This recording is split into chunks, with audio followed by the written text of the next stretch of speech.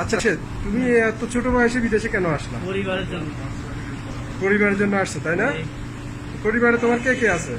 মা আছে, ভাই বোন আছে, বাবা আছে। আচ্ছা, তুমি এখন মাসে কত টাকা ইনকাম করতে পারো? মাসে 1500-1600। 1500-1600 টাকা। বাংলা কত টাকা করে তুমি পাঠাও? বাংলা কোনো সময় 30,000, কোনো সময় 28,000, 24,000-এর নিচে নামি না আমি। আচ্ছা, ঠিক আছে। তো তুমি যে টাকাগুলো কামাও এখানে, তার সব টাকা কি তুমি দেশে পাঠাই দাও, না তুমি এখানে কিছু খরচ করো? আমি কিছু খরচ করি না, মাসে আমার 20 রিয়াল খরচ হয়। মাসে 20 রিয়াল মাত্র? আশ্চর্য! তুমি 20 রিয়াল দিয়ে কিভাবে 20 থেকে চলো? 30 রিয়াল। 20 রিয়াল 30 রিয়াল তো মোবাইলে কার্ডে লাগে তোমার। এই যে আমি মোবাইলে কার্ড লাগাই না, ওই এমবি ওয়াইফাই চালাই 25 টাকা মাসে বিল। আর খাওয়া দাওয়ার বিষয়টা তুমি কিভাবে খাও? খাওয়া দাওয়া ডাইল আর আলু আছে। ডাইল আর আলু শুধু স্রেফ? মাছ মাংস এগুলো কিছু খাও না? একটু বলো, শুনি তোমার মনের আবেগটা না, খুলে আজকে বলো। বেগুন একজনে দিছে, বেগুন আর আলু ছিল আমার, তো বেগুন দিয়ে আলু দিবা খাইছি। আমার কাছে অবাক লাগে। তুমি আচ্ছা, কত বছর আছো তুমি এখানে?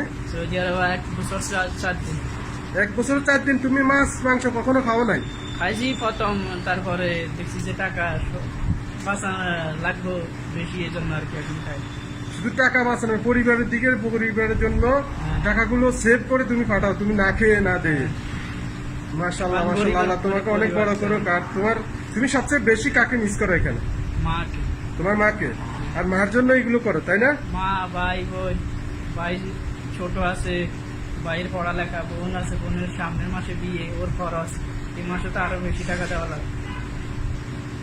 আসলে আমি তোমার কথাগুলো শুনে আমি আসলে আমার আবেগটাকে কন্ট্রোল করতে পারতেছি না। তোমার মতো একটা ছেলে এই বয়সে পরিবারের দায়িত্ব নিয়ে মা বাপের প্রতি যে তোমার কর্তব্যটা দেখাচ্ছ তুমি এই বয়সে, আসলে তোমাকে দেখে বাংলাদেশের প্রতিটি ফ্যামিলির সন্তানরা যেন মা বাপকে অথবা তার পরিবারকে এভাবে সাহায্যের জন্য এগিয়ে আসে। কারণ তোমার মতো বয়সের পোলাপান তো রাস্তায় আড্ডা মারে, দোকানে আড্ডা মারে, তারা তো ফ্যামিলির দায়িত্ব নেওয়ার মতো তাদের। 17 বছরে বিদেশ আছি আমি তো।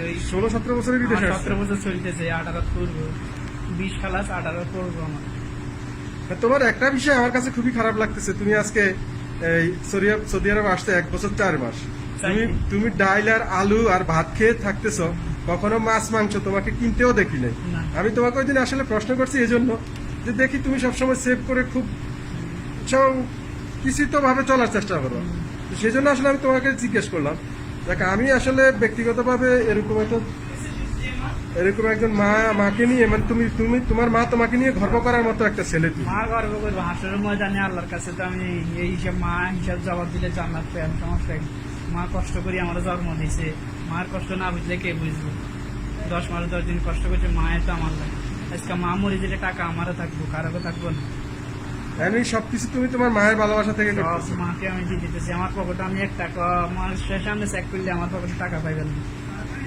আচ্ছা, ধন্যবাদ রাশিদ তোমাকে। আসলে তুমি আমার মিতা, তোমার নাম আমার নাম একই নাম। তোমার মতো ছেলে যেন বাংলাদেশের প্রতিটি মায়ের কোলে আসে, প্রতিটি মায়ের ঘরে থাকে যেন এরকম ছেলে যারা মাকে এত বেশি ভালোবাসে।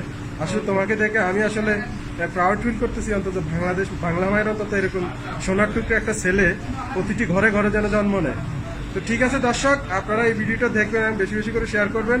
আমাদের রাশেদ, আমি তাহলে দীর্ঘদিন থেকে এখানে চিনি, কিন্তু তার সেভ করে চলা দেখে আমি তাকে আসলে এই ভিডিওটা করতে বাধ্য হয়েছি। তো সবাই ওর জন্য দোয়া করবেন, সেজন্য তার মা এবং পরিবারকে নিয়ে আরো বেশি ভালোভাবে থাকতে পারে, এবং যেন সে আরো বেশি টাকা ইনকাম করে তার পরিবারকে দিতে পারে এবং নিজে সে ভালোভাবে খেতে পারে। সবাই ওর জন্য দোয়া করবেন বেশি বেশি করে। আসসালামু আলাইকুম।